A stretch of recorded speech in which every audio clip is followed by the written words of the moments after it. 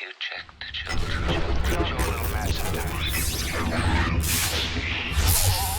Hi, I'm Chucky. Wanna play? Sometimes. That is what You're gonna need a bigger boat. Hey everyone, welcome back to the Horror Show. I'm Cecil Laird, and I'm here to discuss two horror classics that I haven't actually had a chance to make a dedicated video about on the channel before, and it made sense because I actually just read a comic series that is a new sequel to the first film, and so I wanted to revisit the films to make sure I understood everything that was going to be in the sequel comic. And so what I'm here to discuss today, you already saw the thumbnail, I'm going to be talking about the original Fright Night and Fright Night Part II. Just going to mash this together, two reviews in one, but I think they're both very much worth your time right off the bat. And they are both serious horror classics.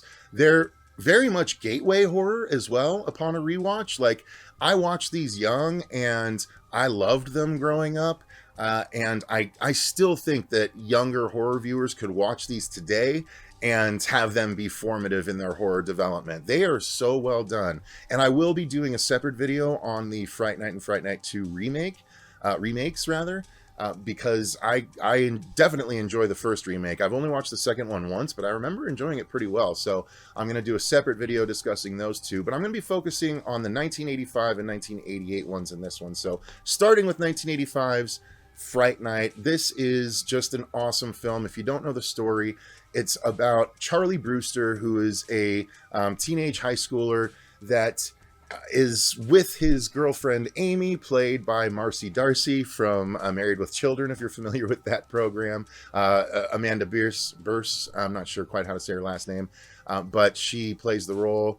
And they are, you know, well, I don't want to, it's just going to take me forever if I describe the entire story, but he finds out that next door a vampire has moved in, and a vampire by the name of Jerry Dandridge, and everyone that he tries to discuss it with, his girlfriend, I think he tries to tell his mom at one point, the cops, no one believes him that Jerry is a vampire, but he sees from his bedroom window into Jerry's bedroom window, and some nefarious things go on, dead bodies turn up, and so the movie is Charlie trying to find someone to help about this, and the person that he finds is the host of the late night horror program Fright Night, called Peter Vincent. He's essentially kind of a mashup between Vincent Price and I'm sure someone else.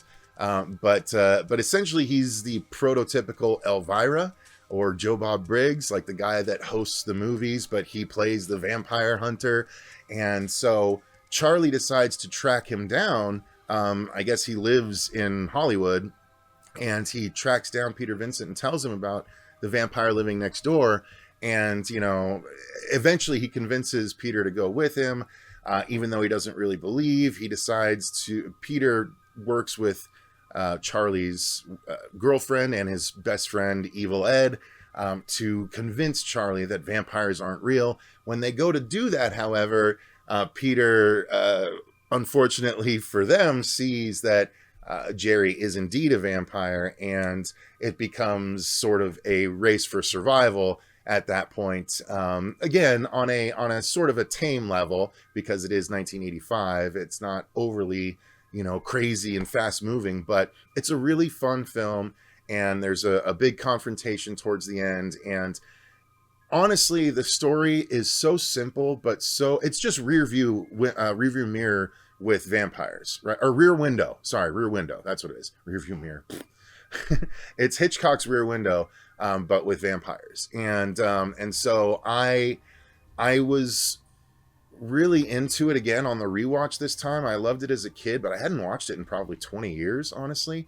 And it's so good. The acting is amazing. You get the dude that plays the cop in Child's Play. This movie is directed by Tom Holland, by the way, who also directed the original Child's Play. So he brings Kristopher, I think Chris something is his name. Oh God, I'm gonna mess up his name. So you guys know who it is. And Chris Sarandon, that's what it is, I think. So yeah, he plays Jerry Dandridge, and everyone is so good in the roles. They're all kind of having fun. They're hamming it up at times. and specifically Evil Ed with the, "Oh, you're so cool, Brewster." He's such like a great character from 80s horror, and the film is just so much fun. The effects are incredible. There's tons of practical effects in this movie, and it's classic practical effects because it's before all the CG crap that we get nowadays, and it still holds up. The practical is still so awesome to behold when we get it. Very Gremlins level, like, you know, the practical in Gremlins is so amazing, and it's of that era for sure. So, and then, God, moving right along, the filmmaking is awesome. You know, it's classic 80s horror presentation, so there's nothing specifically like mind-boggling about the cinematography or anything, but it's all really well done. But namely, the score of Fright Night is incredible. Both the score for both original Fright Night films is incredible, but specifically Fright Night Part 1, after watching the film and getting into reading the comics, and now I'm actually reading the comics from 1988. I have that 22 issue series as well as the 3D issues, so I'm going to be covering those as well as the sequel series over on my TikTok where I cover horror comics. But I wanted to, you know, catch up with everything, and so I absolutely loved my rewatch of Fright Night. And if you haven't seen it, definitely make time to check it out because it's an utter classic. Fright Night Part 2, moving into that, it's kind of the other side of the same coin. In a lot of aspects. In the second one, it's a very attractive female vampire and her brood that move into a building downtown and become embroiled, and Charlie and Peter Vincent become embroiled in trying to, you know, rid the world of those vampires as well. But it's an interesting setup because Charlie has been convinced by his psychiatrist over the course of the 3 years between the two films that vampires do not exist. Charlie's now in college. He's got a new girlfriend named Alex because his relationship with Amy from the first film fell apart after the events.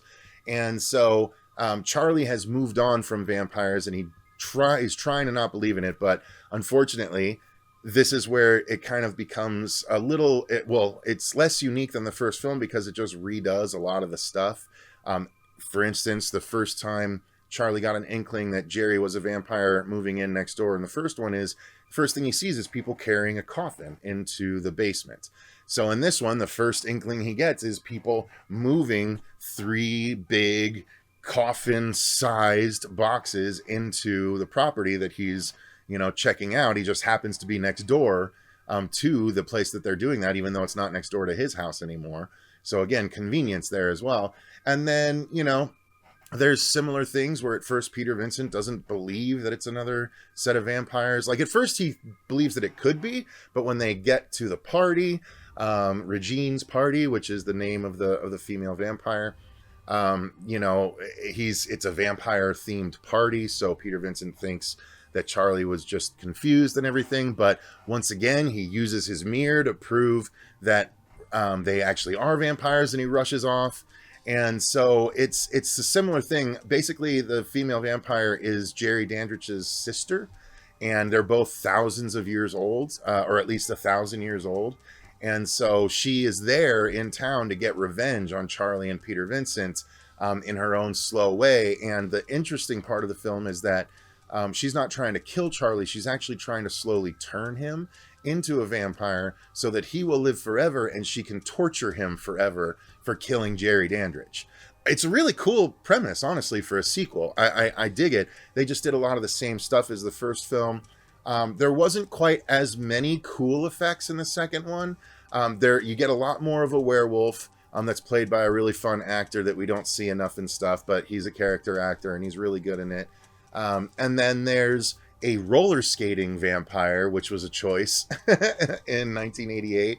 It makes sense that it's roller skates and stuff, but the vampire literally attacks someone on roller skates, like gliding at them, like, ah! And it's a little funny, but and then a dude everyone knows that played the Kurgan did he play the Kurgan? He was in one of the Highlander movies, and he's got that chiseled jaw and that deep voice, you know, and he's really young, and he plays in the film too as one of the Brood. So the acting is really cool throughout. Again, the same actors return as Peter Vincent and Charlie, and so they're fun to watch again.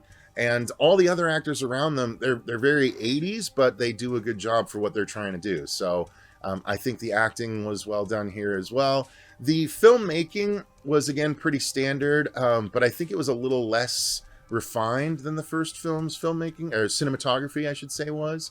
The sound design wasn't, it was fine. The score was cool, but they were reusing a similar musical cue a lot more, I felt like, in the second one. That was like, it's the do do do do do do do do do, and like it reused that a lot, and it didn't feel quite as unique in the score, but it was still a good score for sure. And the effects that we got, there weren't quite as many as in the first one, but again, all practical, and there were a couple of different ones.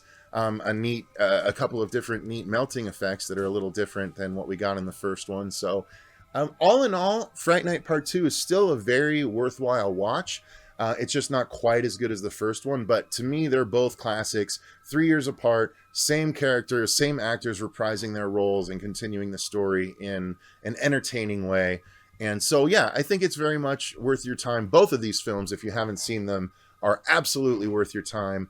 But I would love to know what your guys' thoughts are on these in the comments down below. Both Fright Night and Fright Night Part 2. Again, I'll be back to discuss the remakes at a later date, but I wanted to make this video after rewatching them because these movies deserve shine, and being, almost 40 years old at this point, they're just not as in anymore, and it's us older horror folk that are trying to make sure the younger folk don't forget films like this. So that's what I'm doing here. So let me know what your thoughts are on the films in the comments down below. Thank you very much for watching. Thank you to all of our patrons for supporting the channel the way that you do. We greatly appreciate it. And until next time, I've been Cecil Laird, and remember, stay scared.